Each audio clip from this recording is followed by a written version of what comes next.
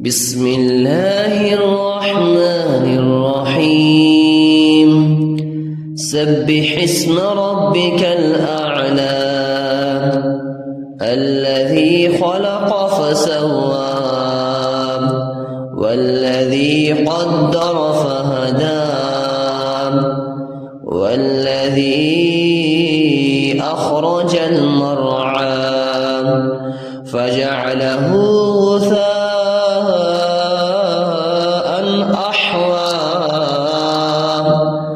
سنقرئك فلا تنسى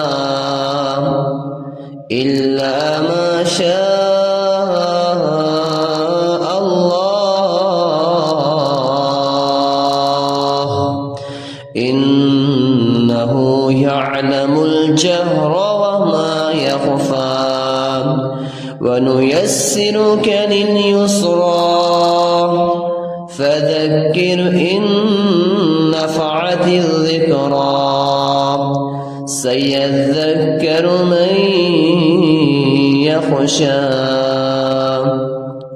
ويتجنبها الأشقى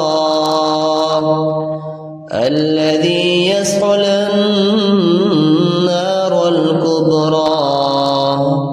ثم لا يموت فيها ولا يحيا قد أفلح من تزكى وذكر اسم ربه فصلى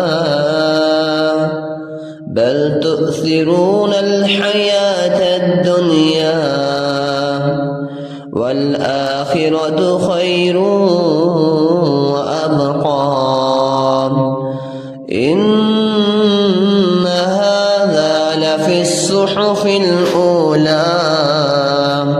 صحف إبراهيم وموسى.